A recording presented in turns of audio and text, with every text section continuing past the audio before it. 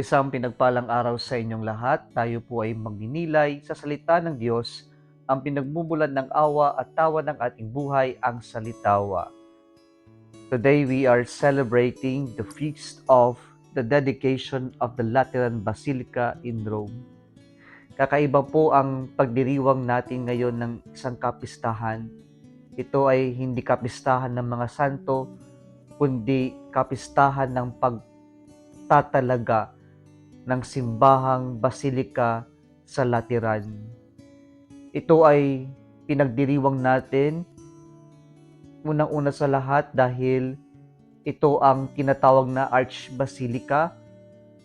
Ibig sabihin, ito ang kauna-unahang simbahang gusali na itinalaga sa ating simbahan when Emperor Constantine acknowledged our faith as a religion of his empire, the Roman Empire, and gave this kingdom yung kaharian niya na dating pagmamay-ari ng Laterani family, at ito ay ginawang basilika. Kaya hanggang ngayon, ito ay itinuturing nating ina ng lahat ng mga simbahan sapagkat ito'y unang itinalaga at ito rin ang itinuturing na katedral ng Santo Papa. And so, ito ang mother of all churches. Ano ba ang significance ng pagdiriwang natin ngayon? Unang-una sa lahat, pinapaalala sa atin na ang bawat simbahan ay lugar na Diyos, tahanan ng Diyos. Kaya nararapat lamang na atin itong igalang o respetuhin o ibigay yung nararapat na reverence sa simbahan. Kaya po ito yung galit ng ating Panginoon sa Ebanghelyo natin ngayon nang binaboy nila ang tahanan ng Diyos at ginawang palengke. Pinapaalala sa atin ng Diyos na bagamat ito'y gusali, it is a place where we encounter our God.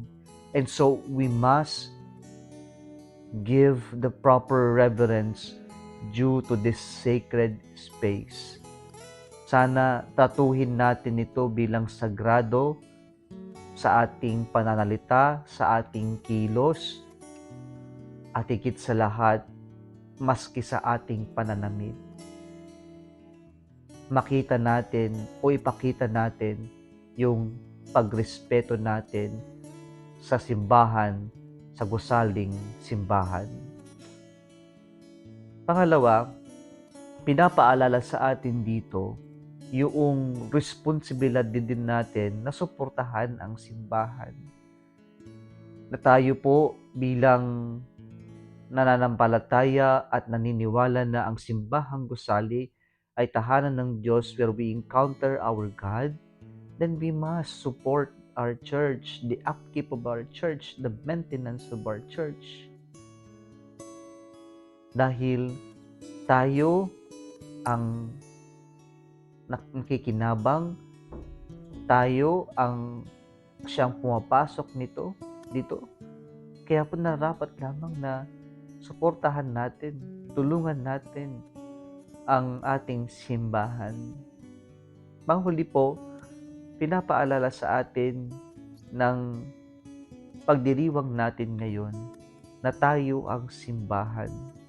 Hindi ito lang gusaling simbahan, pero higit sa lahat, tayong na mga nabinyagan na nagtipon-tipon ang siyang simbahan.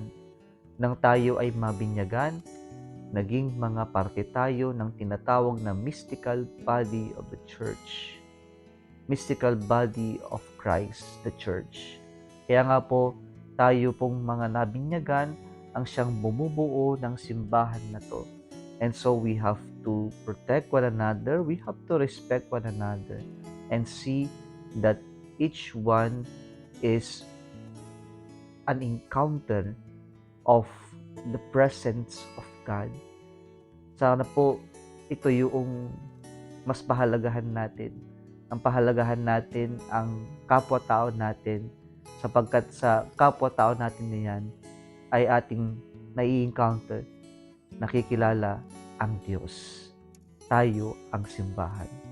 Mga kapatid, sana po atin pong pagyamanin, ating pahalagahan itong ating pagiging simbahan at nawa bawat isa sa atin ay maging daluyan ng grasya at presensya ng Diyos. Muli isang pinagpalang araw sa inyong lahat.